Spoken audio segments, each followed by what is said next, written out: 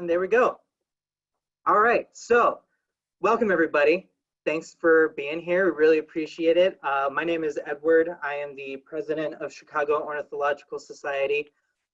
So we also want to thank Tom Stephenson for being here with us tonight. This is a really awesome opportunity. We thank him for his time here. We also want to thank Chicago Audubon Society and Peggy Notebar Nature Museum, who are partners in this whole series of Birds and Bytes. So Birds and Bytes obviously is a kind of riff on the birds and beers theme. Seeing as how we can't really gather together in person, unfortunately, we still want to get together and continue to share our love of birds and geek out on the latest and most important news of the day here. So this is our version of that for the time being. So thank you guys so much for being here and doing this with us.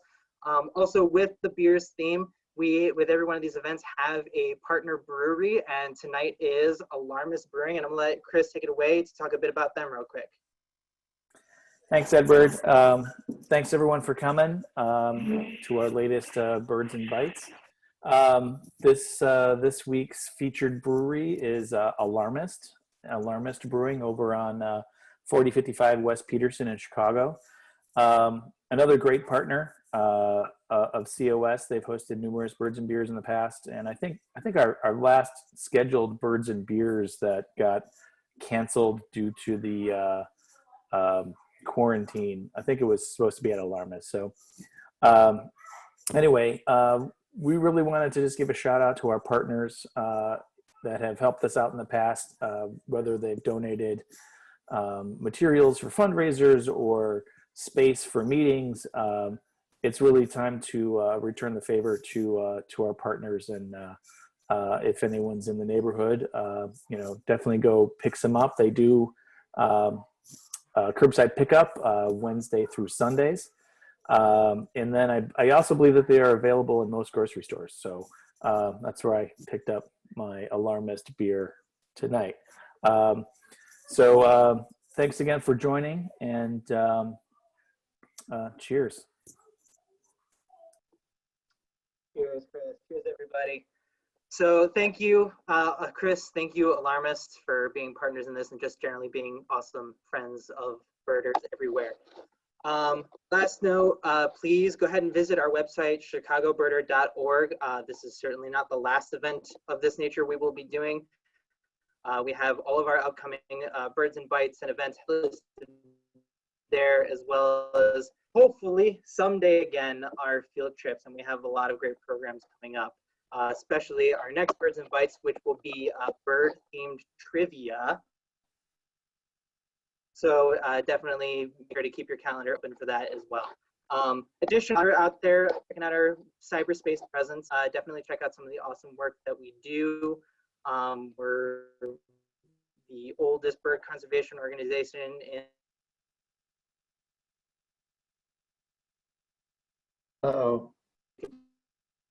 donation.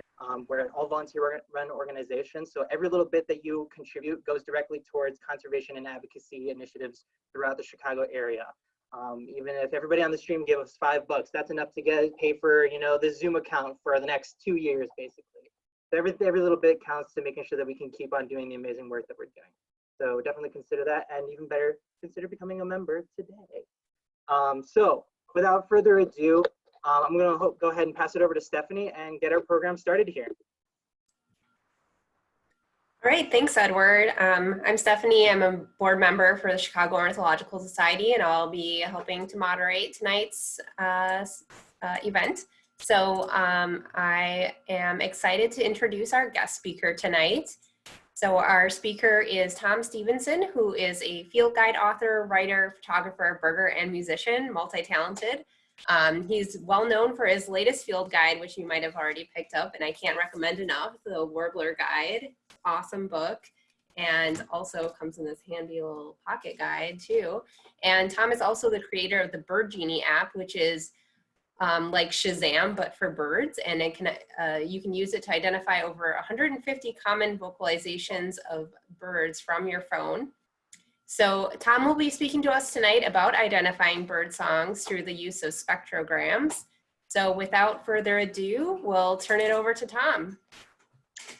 Thanks, Stephanie. Let me get my screen share going here. There we go. Check the little box.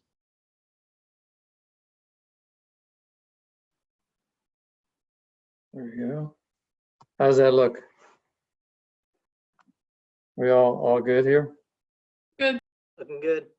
Okay, great, thanks. Hi, Josh, by the way. I saw Josh Engel's name pop up there. Haven't seen it for a while. So as Stephanie mentioned, we're going to talk a little bit about vocalizations and spectrograms and how they can help us understand structures of songs and sort of become more a fine-tuned listener to vocalizations. Thanks for having me, by the way. And as Stephanie mentioned, hopefully this audio's come through okay. There will be times during this when I'll ask some questions, some specific questions about stuff on the slides. And if you feel motivated, chat a couple answers off and we'll see what people say. And then at the end, of course, happy to talk about any other questions, general questions. So we're going to start out with a sort of a fantasy bird world that actually used to exist not that long ago. And what we have here is a bird that we just saw. I actually took this picture in Prospect Park last week. And let's assume we don't know what it is. Most of you probably do, but assume you don't. And also assume that your field guide has no pictures. Like there are no pictures in it at all. So this is an example actually of an old field guide that had no pictures. And what you have instead are descriptions of the birds. And the descriptions go kind of like this. And here's a chance if you want to weigh in on what you think some of these birds might be, chat ahead, and then we'll see at the end if anybody comes up with correct answers. The first field guide choice that we're looking at, we're trying to find this bird that we just saw.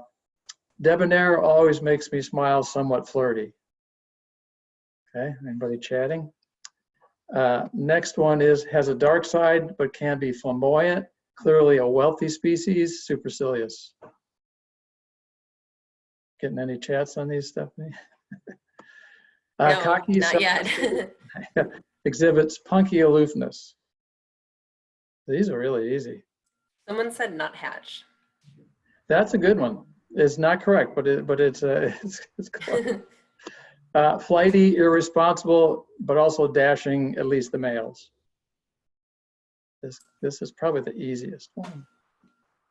We might have to give people time to think about it. Okay, well, if you come up with anything. Slightly scary, probably up to no good. And the last one is aristocratic, nonchalant, plucky, but arrogant.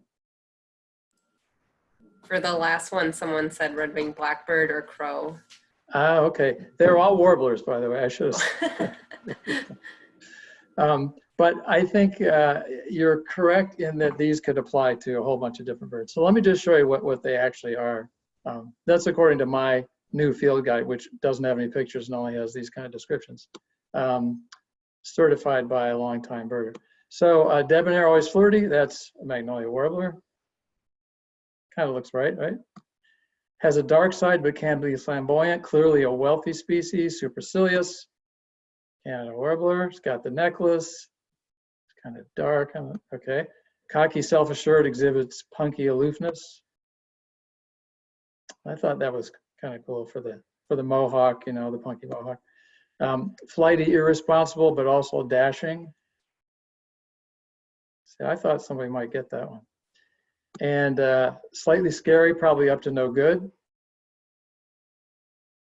And finally, aristocratic, nonchalant, plucky, but arrogant.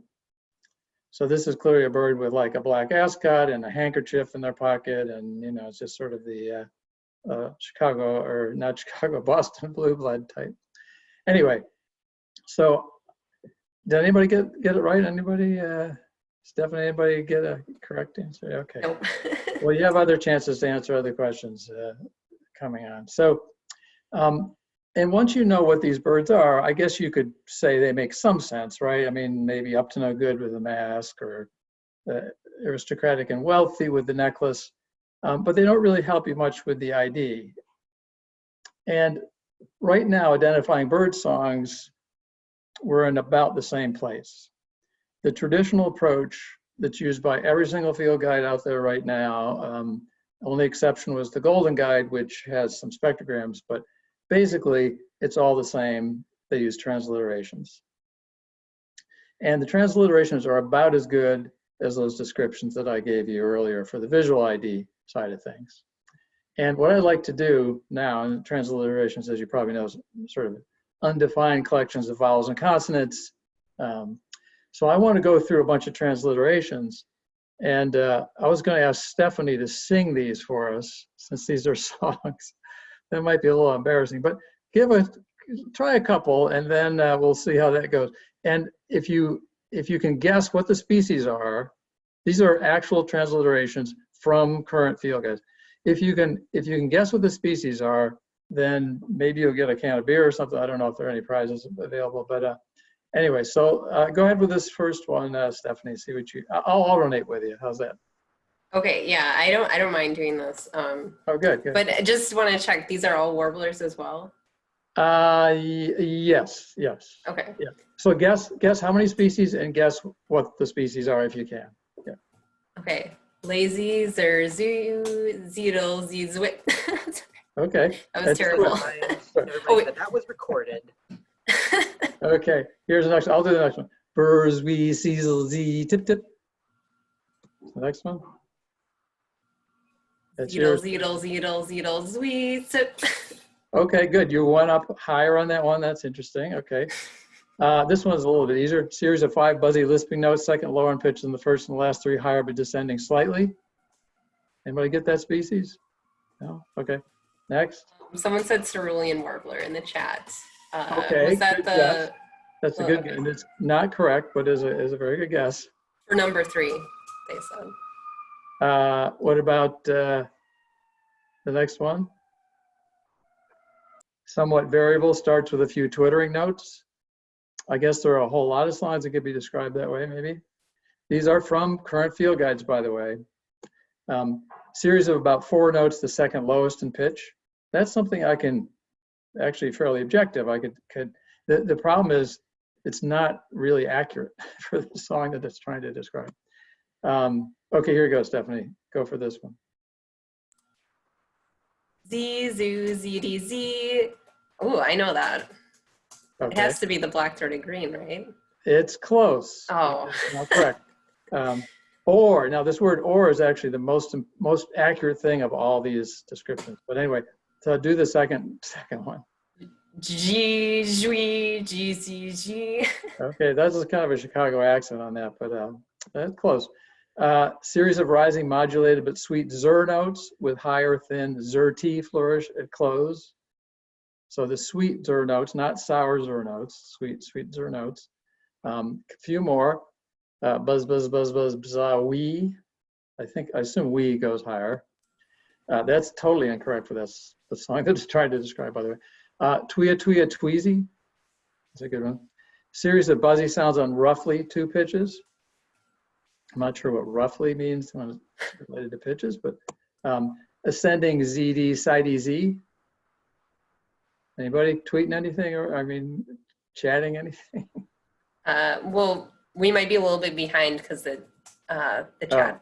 Oh, okay. Yeah, so one person guessed black-throated blue and perula from the last page, but then and then Twea, tweesy, magnolia warbler from Okay, Jeff. That's actually a very good guess, except it's buzzy, and magnolia is a completely clear sound. So, I'm interpreting Twea, tweezy as buzzy, but the shape of it is pretty close, actually. A couple more, dropping, then rising, zoo, z, sidey, zeep. Buzzing, z. I didn't get that one very well. I'm not going to be able to attract a mate in that species group. And the final one, zo, zoo, zoo, zo, zoos, ray, z. Okay. So we have a guess in the chat that the series of buzzy sounds on 2 pitches is palm warbler, and the Twea, tweesy as red start. Tweezy as a red star is a good guess. Both of those are incorrect, but those are both good guesses. Remember, these are actual descriptions of songs in field guides, so they actually apply to species. And in fact, they all apply to the same species. They all apply to golden-cheeked warbler, every single one of those. And what's interesting about golden-cheeked warbler is they have two song forms. So remember that or? It was the only description of all those in all the field guides that even implied that there was a second song form. So let me play the song here. Hopefully you can hear it. Okay, clearly buzzy, right? That's the first song form. Here's the second song form. Okay, so we'll talk more about that in a minute. So using transliterations really doesn't do a whole lot for you. If you already know what the bird is and you're kind of doing them yourself, sometimes they could be used as a mnemonic. Maybe it will help bring you the memory of the song, but they're extremely subjective, and vowels and consonants don't really match bird sounds. And speaking of mnemonics and memory, if we have time, I'm going to talk a little bit about memorization techniques at the end here. Sort of a system that I've used for memorizing lots of songs when I travel. But anyway, so one of the things we did with the Warbler guide that I've been working on for quite a while is to try to put together some kind of an objective way of describing songs and looking at songs and listening to songs. And that's what we're going to talk about now. And in the Warbler guide, there's a lot of stuff about warblers, but we're going to talk about some other species as well. So in order to do that, unlike that first field guide we looked at there, where there was all descriptions, we need pictures. We need some way of visualizing the sound so that we can talk about specifics of the sound. A sound goes away and it's gone, and it's very hard to go back into the middle and say, oh, that thing in the middle there. But with a spectrogram, you can do that. So you can take a look at the whole song and incredibly accurately look at the harmonics and the speed and the pitch changes and everything. So normally I would ask a group right now, how many people are familiar with spectrograms and have used them? I'm assuming that a lot of you probably have now. They're starting to show up in eBird, so people have a little bit more access to them than before. Towards the end, I'll tell you how you can make your own if you want to record stuff in the field. But here's a spectrogram, and the way the spectrogram works, I'm going to use my mouse here, is that we have time going along this axis and pitch going this way. So we have, and these are like seconds or tenths of seconds or whatever they might be. And in this case, we have a pitch that's clearly rising up. And it's a very simple line. There's not much to this line. There are a couple of faint lines up here that look like they're evenly spaced, which are natural harmonics that make a sound a little bit clearer. And we may talk about harmonics later if we have time, but let me just play this. So that's the sound for this spectrogram. Okay, makes sense. Here's another spectrogram. This one's a lot more complicated. You can see along the x-axis that there are sort of groupings of sounds, and on the y-axis, what you're seeing actually are dense harmonics. And birds, as you probably know, make their sounds with two syrinxes. And sometimes what they do is they intermodulate the frequencies between the syrinxes, and so they can create very dense, interesting harmonic structures. But here's what this sounds like. So to our ear, something with regular dense harmonics tends to sound nasal. An interesting thing about this sound is that the loudest sound is not the fundamental, which is very unusual for our world, because if you're playing an instrument like a violin or horn or something, the fundamental is always the loudest, and then the harmonics build from there. So birds make lots of sounds that we aren't capable of making as humans. Okay, here's another spectrogram. Take a listen.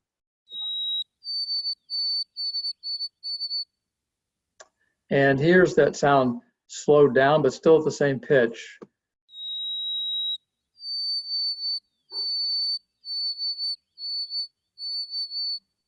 So everybody follow that along okay, hopefully. And here on this side, we have sort of a pitch range. We can see this is up there in the 4 to 5,000 hertz range, which is well above. Human speaking is like down around in here. And most birds are kind of in this range, in the, the sort of 1,000 to 3,000-4,000 cycle range. This white-throated sparrow is a little bit higher than typical. Here's another spectrogram, much more complicated. See if you can follow along. I assume you probably can. So with the spectrogram, I can clearly see the structure of this song. I can see clear sounds where there's a jump between the sounds, so a big pitch change that happens really fast. I can see what looks like many things happening at once, which is like a buzz or a trill. Many things happening, but slower.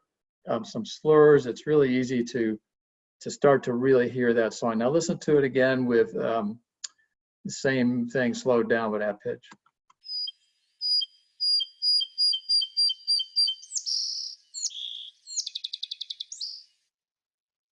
Pretty cool.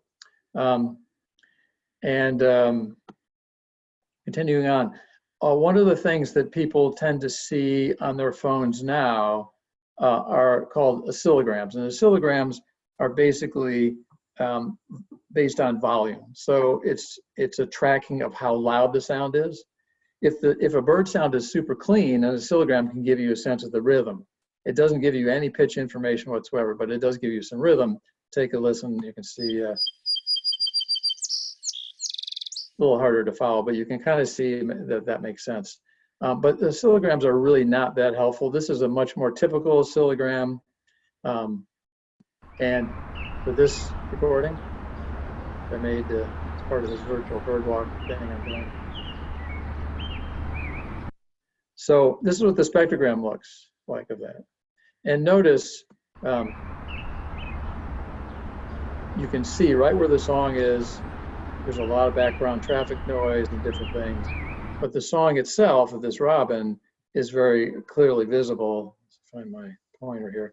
So you can see these clearer notes that stand out from this basically noise that's in the background. So oscillograms, even though that's kind of what's available now in most phone applications, are really not that useful. Spectrograms are the way to go. So let's go back to our golden cheek warbler. Remember I mentioned there were 2 song types. So here's the spectrogram of that. Follow along with it again. It's a little hard for me to do this without my laser pointer, but so you can see this is sort of a clear high, a very fast pitch change here. All the rest of these are buzzy. So when you see lots of frequencies in the same moment in time, if they're part of a long sequence, that to our ear sounds like a buzz. Something that's very clean and clear with no real harmonics and not a dense line is a clear sound. So we've got several buzzes here and then a couple of clear sounds. Does that make sense? Let me play it one more time. Makes sense? Okay, here's the other song form. So again, we've got a number of buzzes and a clear sound at the end.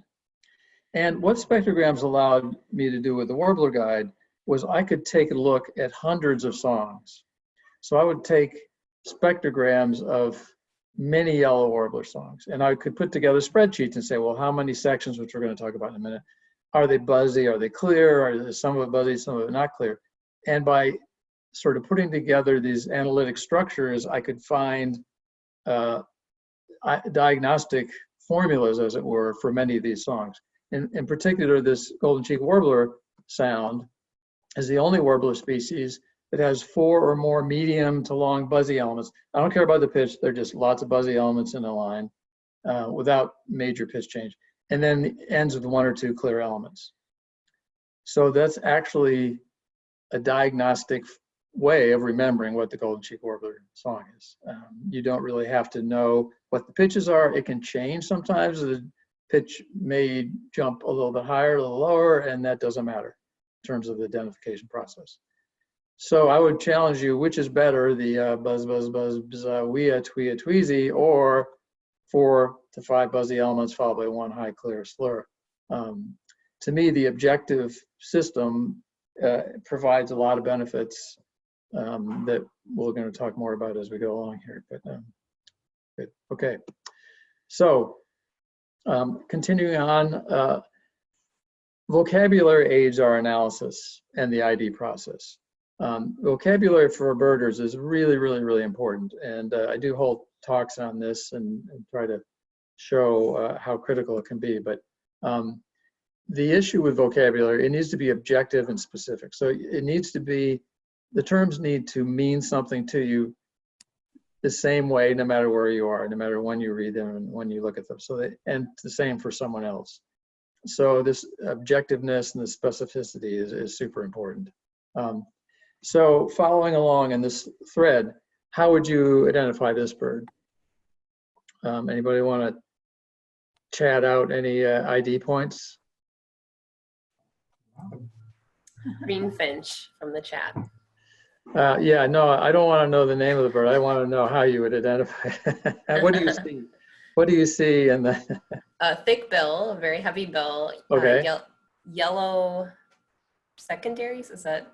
Like a primary panel? Primaries. Yeah, probably primary and secondaries, maybe, yeah. White rump or vent, it looks like. Vent, yeah. Dark eye. Yep, very good. Pink feet. Ugly pink feet, by the way. That's a critical. No eye ring. Yellow green. Excellent. Gray cap. Yep. What about supercilium? Malar? It's really advanced. Well, What's that? I said it's really advanced. I didn't quite hear that, unfortunately. So with vocabulary, or precise vocabulary, we can point out things like white undertail cover. So we could make a list of these things, go back and look at a field guide and compare every bird in that field guide to our list of ID points. And it would mean something, we would know exactly what we're talking about, and so on and so forth. So many of the things that Stephanie pointed out, yellow mallard, conical bill, lacks white wing bars on the coverts, so on and so forth.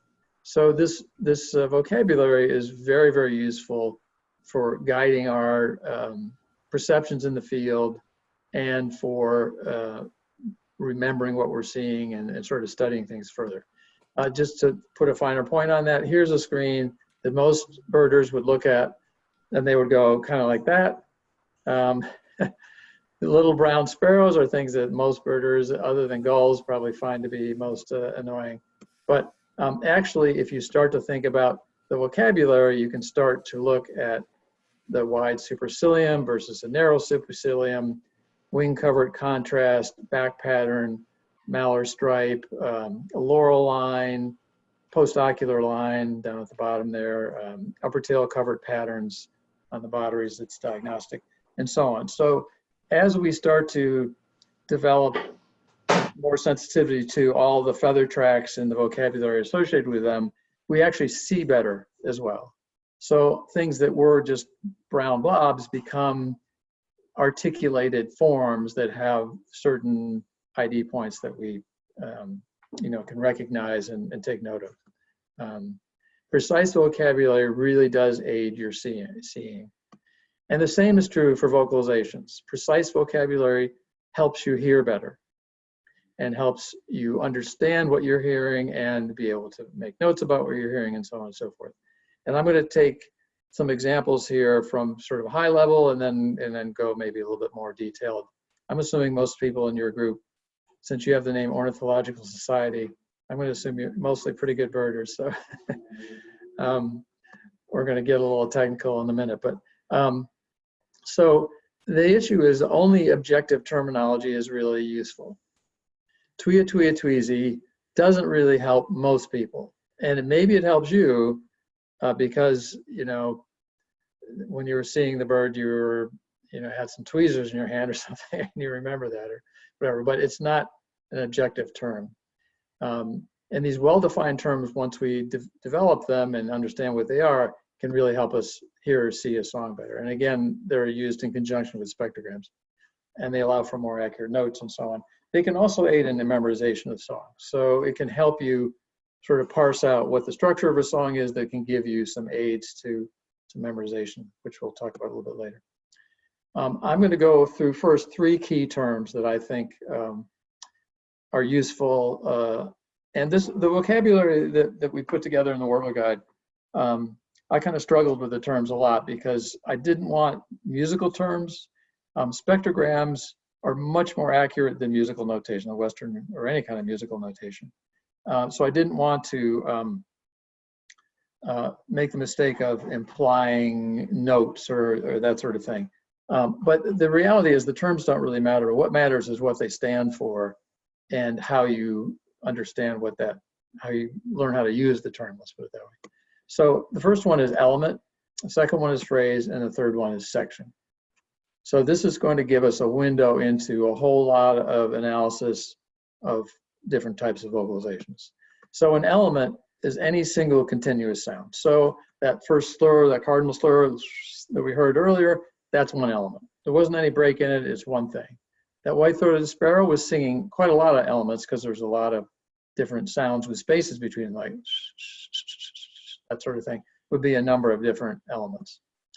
Phrases are groups of elements that are repeated 2 or more times. So if you have, let's say, 2 sounds that are different, so you'd have 2 elements, but they're repeated together as a group, like it's useful to think of those as one thing, which is a phrase that's repeated a number of times. That's sort of a secondary level of grouping, but it's quite useful, and you'll see in a minute how we can use it. So starting with phrases, here's some phrase types. So you have a 2-element phrase, like a black and white warbler. Can you hear it clearly? There are 2 different pitches going on, repeated in a line. Here's another one. Okay, Cape May warbler. 3-element phrases. A little hard for me to hear the audio here, but hopefully you're hearing it okay. So 3 different sounds repeated as a group multiple times. The top one's common yellow throat, the second one is Carolina wren, talk about.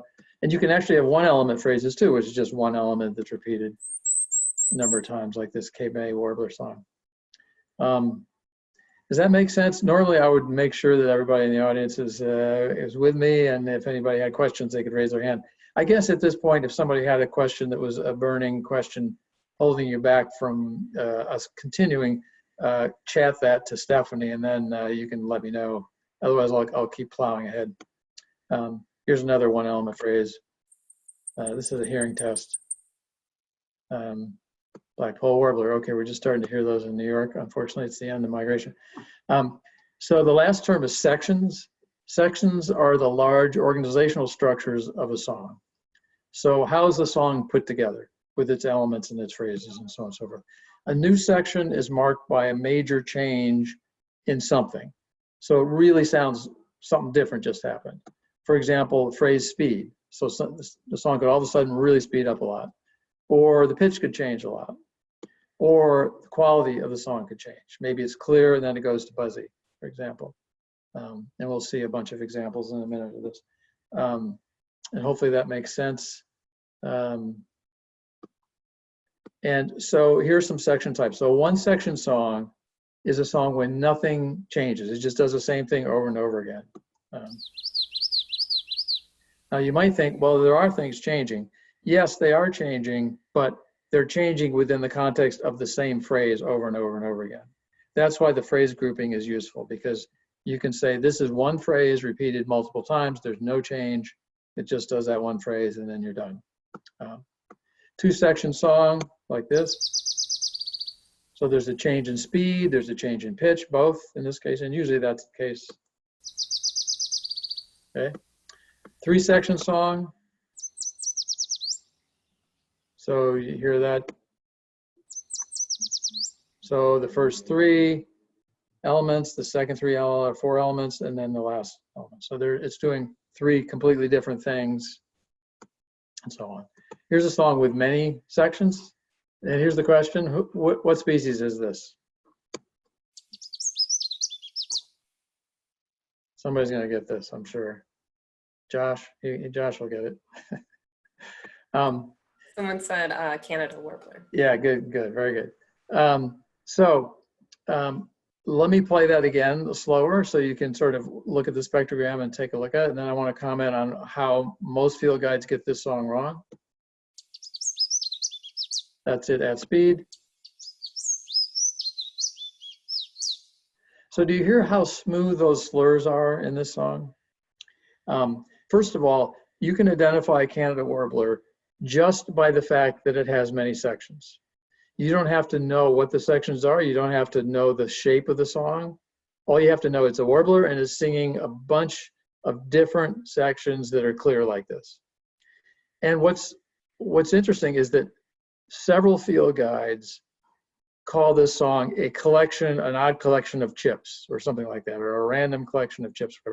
And if you actually look at the spectrogram and listen to the song carefully, you can see there are actually no chips in this song at all, except at the very beginning. And that's a very important ID point. Being able to hear the clarity of these elements is really useful in separating it from some other species. So let me play it again here, and you can hear there are a couple chips at the beginning. So a chip is basically a lot of frequencies that happen really fast. And our ear can't process that quickly enough to hear all those pitch changes. So to us, it just sounds like sort of an attack, like a chip, chuck, chuck. But if you look through the rest of this song, there are two chips here, and Canada often starts with a chip, but not always. They can leave that out. So thinking of that as your ID point of a chip and then the other part of the song is not a good strategy. Not only that, but there are certain species, now I'm getting sidetracked here a little bit, but certain species like Blackburnian Warbler and the Viren's group chip while they sing. So they chip and then sing. And some other species never chip when they sing. So for example, some people confuse Blackburnian Warbler and Cerulean Warbler. Blackburnian Warblers very, very frequently chip, and their chip is a very clear note, very frequently chip just before a song, maybe a couple times even, but they'll go chip and then they'll sing their song. Cerulean Warblers never, ever, never, never, ever, never chips while they're singing. In fact, they hardly ever chip at all, period. But they do sometimes, but it's not in the context of their song. So that's actually a good ID point for those two species. If you're hearing a bird chip and sing a cerulean song, it's a Blackburnian. Anyway, take a listen to, sorry for the diversion, take a listen to this and listen how clear and slurred all these elements are. Hear how smooth that is? Anyway, we're going to talk a lot more about smoothness in a minute, but to me, that's an indication of how spectrograms can lead us to hear better, so that this no longer sounds like a jumble of chips the way field guides are describing it. It's actually a collection of many different slurred elements. And that's 100% diagnostic for this species. You don't need to know anything more about this song. You don't have to learn Canada Warbler songs. And now another digression, but I started working on the Warbler Guide vocalization stuff after I had guided a group to Arizona. And I hadn't been to Arizona, Southeast Arizona, for a while. So I said, I better remember what these Thrasher songs are like. And you can't learn Thrasher songs. It's impossible, because Thrashers are mimics, and they're active mimics, and their songs are incredibly variable. And so I started studying the songs using spectrograms, and I found that the way that the Thrashers put their songs together was the clue to the ID of the species. So for example, one species has a chip, like remember a chip is a lot of frequencies at once, it's sort of a harsh note that they embed within clear elements. So it goes like that. That's terrible representation, but anyway. And another species of Thrasher goes, so the chips are always isolated from their other parts of the song. So I don't have to learn the Thrasher songs. All I have to do is learn how they're structured, how they're put together. Then I can identify those species. Some species didn't have any, like sage thrasher, no chips. It's just a very compressed string of mostly clear kind of elements. So anyway, I wrote an article for Birding Magazine about it. If you get that magazine, you can find it in there. It's been a while now, but anyway, I'll talk about another birding article, magazine article I wrote later, but That's the reason I brought that up, and the reason I thought of it is because you can't really learn Canada Warbler songs just the way you can't learn Thrasher songs. But what you can learn is the structure. And then you can get the ID 100% of the time.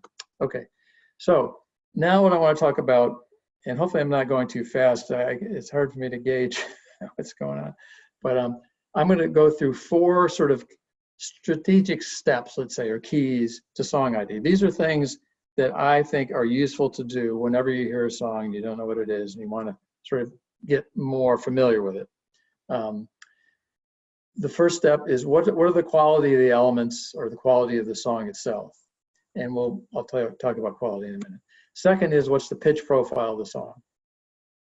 Third is what's the song structure? How many sections are there? How is the song put together? And the last one is, and we don't always need this, but sometimes you need it. What's the phrase and element, pitch, and harmonic structure? In other words, what are the fine details of how the elements themselves are put together that may be required to separate it from another species that has the same song structure or the same pitch profile? And I'm going to show you examples of all that in a minute here. So let's talk about song quality first. Now we're kind of talking mostly about warblers. There's some other song qualities if we're going to expand this to other species groups, but you'll get the idea from this. This is warbler based for the moment. So there are 4 key song qualities: clear, buzzy, complex, and trilled. Play examples in a minute. Song pitch profiles, there are 4 pitch profiles: rising, overall, falling, and there can be some glitches in that. It doesn't have to be rising the whole time, but generally speaking, all rising, all falling, or steady, like no pitch change, or variable. So it's quite a few changes, or up and down in a significant way. And then the song structure is just basically how many sections are there in the song. Remember, a section is a clear and obvious change of speed or pitch or quality, a type of element or whatever. And then finally, the phrase and element structure. So the phrase and element structure might have to do with how many elements are there in the phrase. Is it a 3-element phrase, a 2-element phrase? Are these elements compressed or expanded? So I haven't defined those 2 terms, but basically compressed means a very narrow pitch range, and expanded means a fairly wide pitch range. So one is going to sound dull and the other is going to sound bright, for example. I'll show you an example of those in a minute. And are the phrases and elements long, or are they super short? Like a chip is very short. Longer might be like a cardinal slur, that sort of thing. Okay, hopefully everybody's with me. Stephanie, stop me if anybody tweets or blogs a face that's got, like that face I showed earlier with the sparrows. Okay, so here are the phrase qualities. Let's take a listen to those. So a clear phrase quality is something you could whistle, something that's very smooth sounding, like this Yellow Warbler song. Okay, you could whistle that, right? Pretty easily. Buzzy, and remember in the spectrogram I talked about before, and this is not as blown up as it could be, but you can see there are lots of pitches sort of in this little location here, but they're not pitches over the whole audio spectrum. It's just sort of a very focused but wide pitch range, and that to our ear sounds like a buzz. It's actually a trill. Birds can make noise. Like a really cool spectrogram to look at sometime, now I'm getting aside again, is a grackle. So a grackle on one syrinx makes noise and the other syrinx makes a clear slur. So you'll see a spectrogram as is like, and then there's like in the middle of it.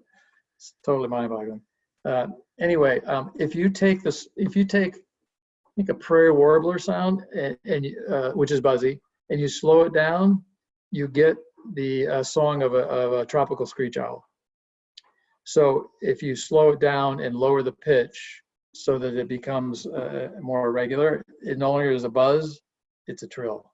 So all these buzzes are actually trills, but we hear them as sort of a monolithic thing as a buzz. Here's an example. Okay, here, play it again. Okay, that makes sense. Complex is a category I put together because it's different than all the rest of them, and it doesn't show up in too many warblers, but it's basically a very short trill. But part of elements that are not trills, so it's not useful to call it a trill, but here, take a listen. Hear how that's not clear. You couldn't whistle that, but it's not really a buzz either. Okay, one more time. The morning warbler there. And then final category is a trill. And a trill is a repetition of usually clear elements, sometimes like really sharply sort of chip-like elements that's too fast to count. So faster than about 10 per second. And that speed's actually important because some species will make fast repetitions, but you can count how many they are, and other species will make fast repetitions and they're too fast to count. And that difference matters in terms of identification. Okay. Any questions? No, good. So pitch profiles. Rising pitch profile. It is really weird to do this without seeing the people I'm talking to. Falling pitch profile. A yellow-throated warbler. It rises at the end, but the overall trend of the whole song is down. So that's what we're calling falling. Steady. So you could go, well, wait a minute, that's not steady. There's a whole bunch of pitch changes in there. Yes, but they're one phrase that's repeated without any pitch change. So we're thinking of these pitch changes and the qualities and everything on a sort of a more granular level of the phrase, not of the element itself. That's why we made the phrase groupings or word. And finally, a variable song where it kind of does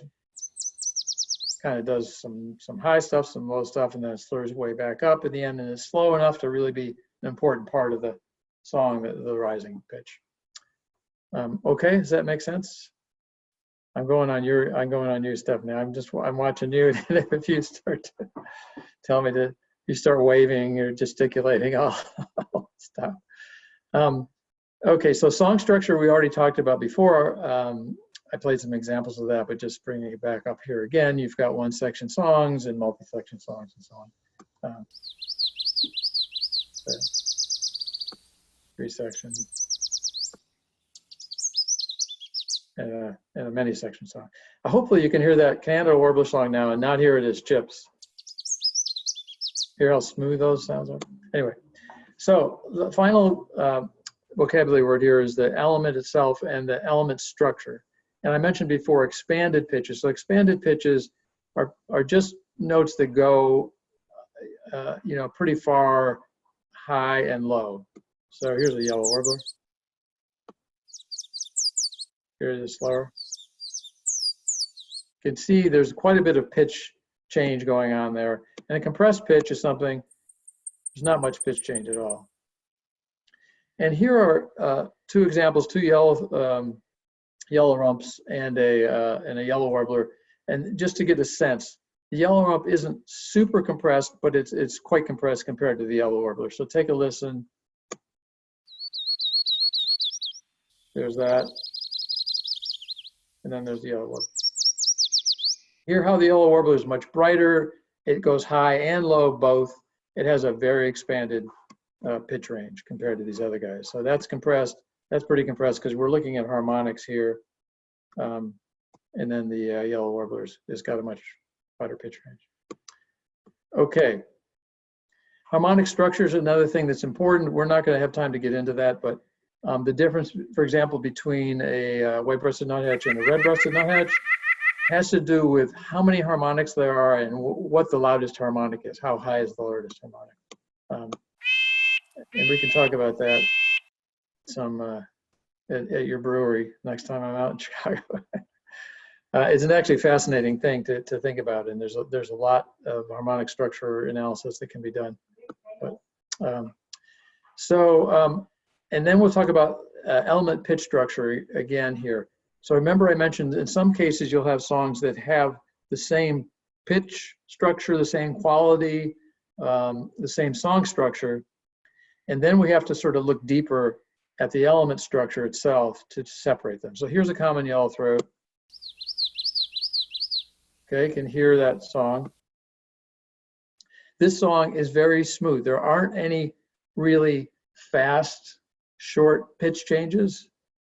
It's a very smooth sound, and it's fairly compressed. There's nothing super wide in any of these elements themselves. Does that come through okay? You hear that okay? I'll play it one more time. Okay, you can see that 3-element phrase, and there's a lot of smooth pitch changes going on there. Now here's a bird that has an identical form. It's often confused for this species because I've seen people in groups do it all the time. It sings a lot as well. Both of these species are pretty vocal, pretty actively vocal. But take a listen to this song. Okay, basically the same structure. It's a one section song because it only does one thing. It's 3-element or 4-element phrases. But the main difference is there is always an element in the Carolina Wren song that's an expanded, fast, chip-like element that adds an accent to the song that is never, ever found in a common yellow throat. So let me play it slow. You can hear that in the choop, that sort of accented chip sound. Let me play them all again here just for the hell of it. Hear how smooth that is. Very smooth. Hear the accents.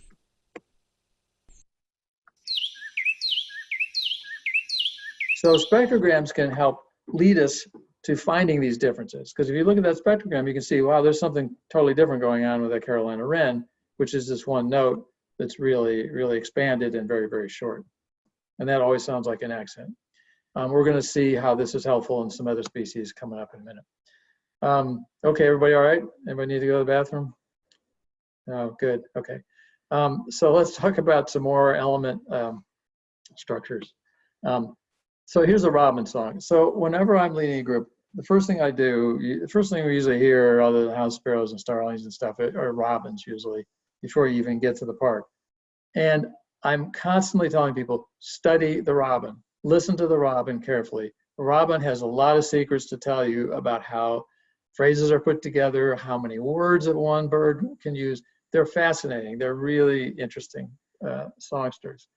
And in this case, we're going to compare this robin with a couple other species that people often confuse it with. If you were in front of me, I would say, what do you notice about this song? But the main thing that you're seeing here is that there are a whole heck of a lot of pitch changes going on in each one of these phrases. And I don't know if this is an element or a multi-element phrase. It's a little hard to tell because it's sort of so fast. But basically, I'm seeing a down pitch, another down pitch, a flat pitch, an up and down, another flat, all in the space of one phrase. So let me play it one more time here. This, there's another element that's not on the spectrum. So this is an important type of analysis to do for lots of species that people confuse. So here's another species that gets confused with robin sometimes. So if you want to chat or blog what the difference is that you hear here. But basically, this song is lacking these fast, almost warbly pitch changes.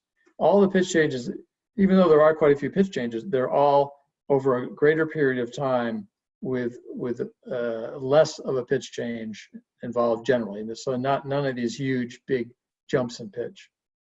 One more time here. And there's a considerable difference in the rhythm as well, which we'll talk about in a minute. So, and here's a scarlet tanager. So the scarlet tanager is kind of closer to the grosbeak in terms of its pitch change. But what it does that the grosbeak doesn't do, or it doesn't do very regularly, maybe very rarely, are these buzzes. And it doesn't do buzzes all the time, but it does them much more than a robin or a grosbeak. And it doesn't have the fast pitch changes that a robin has.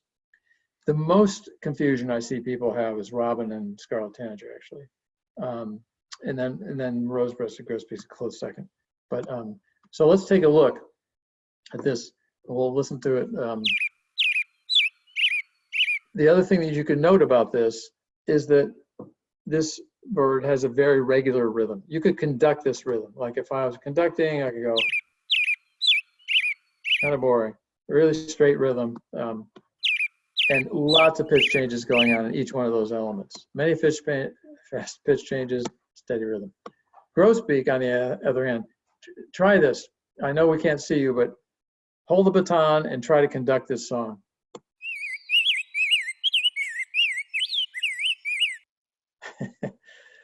You probably had one too many of those beers if you can conduct that properly. But you can see that the rhythm is much less regular. And again, you've got this smooth combination of slurs, almost like the Canada Warbler song, actually, only much slower. But, okay.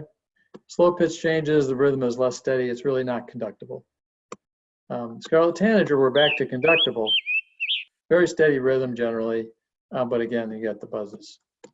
Okay, so that's just sort of a look into how we want to analyze the elements when the structure is the same. So the structure of those songs are fairly similar. So then we look more deeply, and we'll spend some time doing more of that in a minute. The one advantage we get from having an objective vocabulary is that we can use what we have in the Warbler Guide called song finders. So a song finder is basically a decision tree based on the quality of the song first, the pitch profile second, sectional organization third, and then sometimes as I mentioned, the element structure. So you can see this is a page from one of the song finders in the Warbler Guide. And there's a buzzy category, and there's a partly buzzy, which means the song isn't all buzzy, just part of it, and a trilled category, and there's some other categories.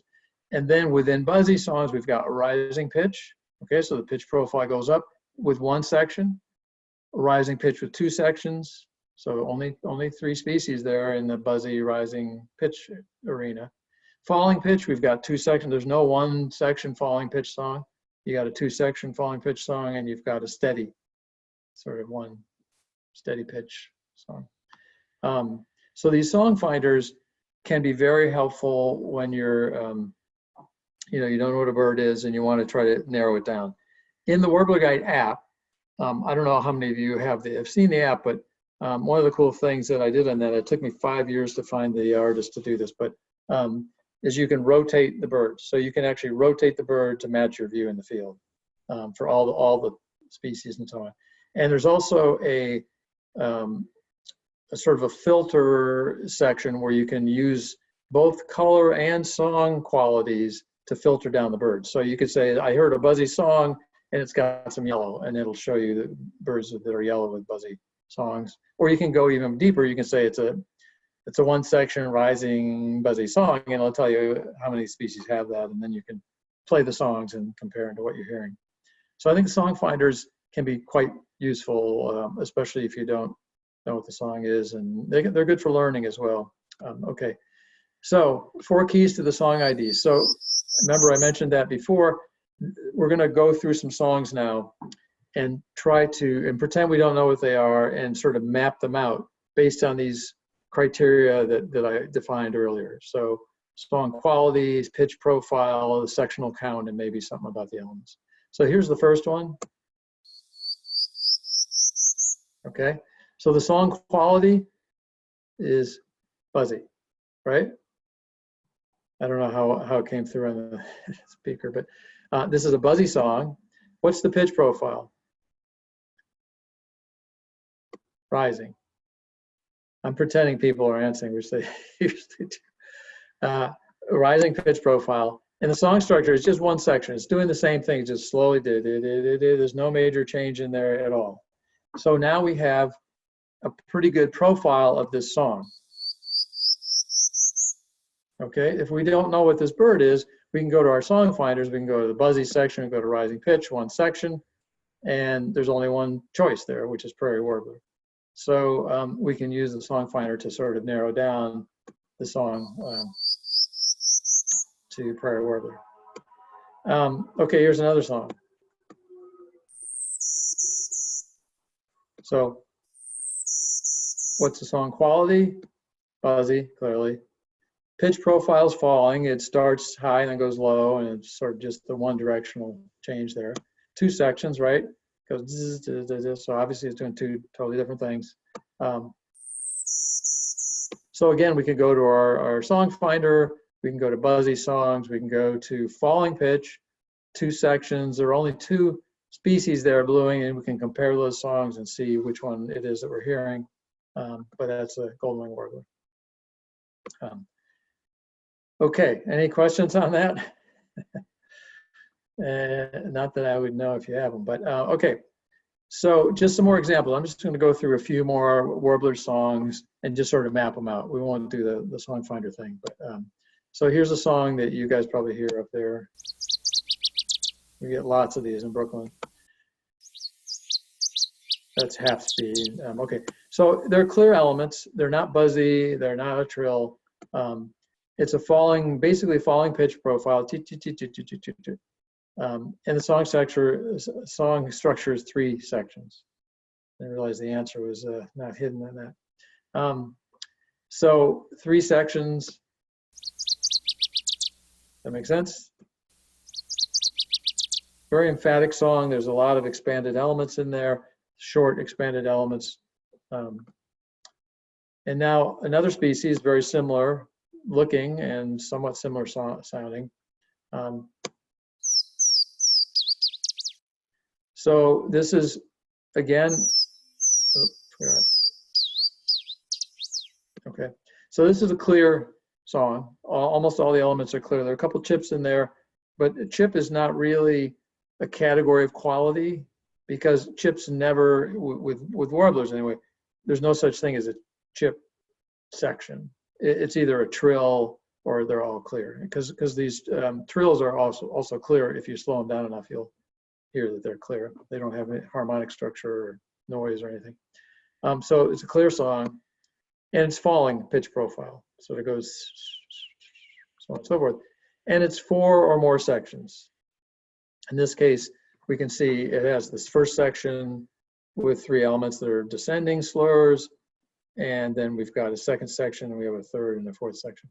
And this you could hear as 2 things or 1 thing. It doesn't matter, 4 or 5 sections. And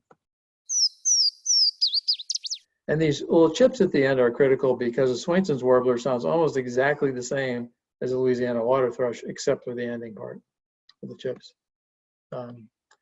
Okay, another example.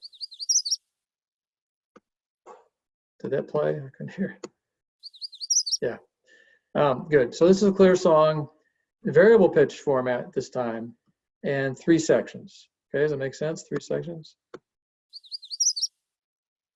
3 sections, okay. Another example, different type of song. Okay, this song, can anybody count? Any accountants out there that could count these? How many? Close your eyes and tell me how many there are. I don't think so. It's too fast to count. So what does that make it? Makes it trilled. So this song is a trilled song, 100% trilled song. It's falling in pitch profile because it starts high and then it goes low. And it has 2 sections, both of which are trills. If it had 1 section that was trilled and 1 section that wasn't, it would be a partly trilled song. So that's a category that we use also for that reason. So, okay. So here's another species that's sometimes confused for this orange crown species song-wise. And that's its song. So let's take a look at orange crowned and Wilson's. So the difference is with the Wilsons, I can count how many things there are in that first section. Maybe I can't go 1, 2, 3, 4, 5, 6, 7, 8 or whatever, but I can, in my mind, I can definitely separate those and I can definitely enumerate them. Okay, so the first section of that is not trilled. And in fact, that is exactly how you can separate those 2 species 100% of the time. the orange crowned, all sections are always trills. They're always too fast to count. Wilson's, the first section, is never a trill. A lot of times the second section isn't a trill either, but sometimes it is, and that causes confusion with orange crown sometimes. We've had lots of Wilson's warblers this year. It's been crazy. Like every day I've been out there, there've been multiple, and usually we get like a couple. It's great. They have a really cool call too, which is kind of like a little bit like a common yellowthroat, but less granulated and sort of a descending sort of kind of call, which is pretty unique. Anyway, so the first section is never a trill. So this is how we can use song structure and qualities and so on to separate songs that are typically found to be very similar. But once we have the vocabulary for it, we can really use that to separate things. I could just play both at once. Okay, a couple more examples. How are we doing on time? We okay? We all right on time, Stephanie? Edward? Probably wrap it up relatively soon here. Give people time for some questions afterwards. Okay, good. I have no idea how long it's been. Like literally no idea. Okay, so I'm going to go through this really fast. So I want to get to one other thing where you can see the way the element structure is important. So this is Tennessee Warbler. So it's a partly trilled song. The last section is a trill, but the first sections are not. It's a variable pitch format, so it goes down, then up, and then down again. And has 3 sections, clearly 3 sections. And the elements are super expanded, and they're very short. That's why it sounds so staccato. There's more space between the elements than the length of the element itself. Make sense? Nashville Warbler is sometimes confused for this song. Here's a Nashville Warbler song. And that's a partly trilled song also. It's falling in pitch because it only has 2 sections. And the elements are quite a bit longer. So if I go and take a look at just the first section of this song, first of all, you can hear how they're just more slurs with less separation. So that actually the space between the song, between the elements, is very short in the Nashville and very long in the Tennessee. And that's why Tennessee sounds very uniquely staccato. It's the only species that has those super short elements that are reported, that are sung in like 2-element phrases or 3-element phrases. That's 100% diagnostic for that species.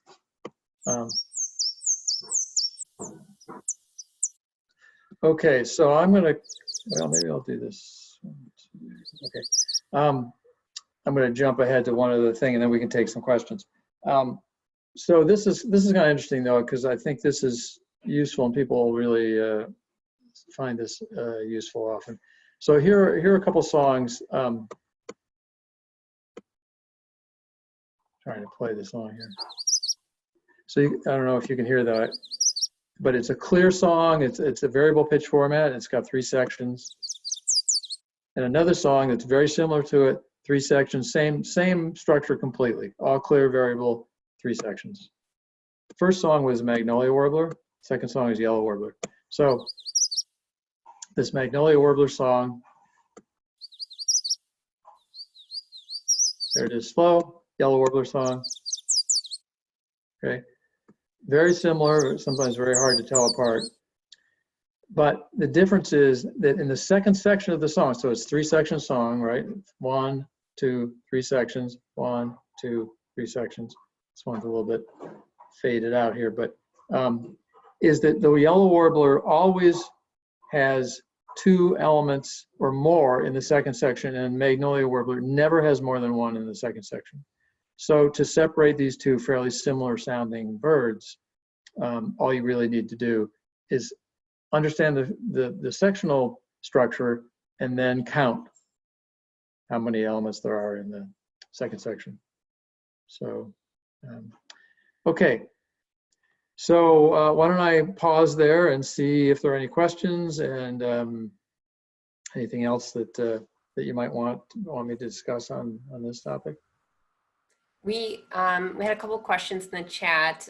Someone asked, more information on the app, and we will link that. But Okay, the also, Warbler Guide app. yeah, Yeah, that's available on the iTunes store or the Android, whatever it's called, the Google Play store for Android. Yeah, you just Google the Warbler Guide and it should come right up. and then related to what you were talking about, there was a question about if the song finder is included in the Warbler Guide book. Yes, yeah, it's in the book, and those pages I showed you were actually from the book, and it's in the app also. In the app, it's a more automatic format where you can go in and say, you describe the song, you say it's buzzy, it's got 2 sections, and then it's filtering every time. When you get buzzy, then you get only the buzzy songs. If you 2 sections, only the 2 sections that are buzzy, or you can pick any of those categories. And as I said, you can mix with color also. And then there was another question about why, for Northern Water Thrush, when you were going over that song, why would you not consider it variable rather than falling? That's a very good question, actually. And that song was on the borderline of being variable. When I listened to it, there's more energy in the bottom part of that last section than there is even though it's very expanded elements. I could go back to it maybe, but that's a good question. I think legitimately you could call it variable, actually. Any other questions? Someone wants to know what kind of equipment you use to do recordings. So there are 2 major ways of doing field recordings.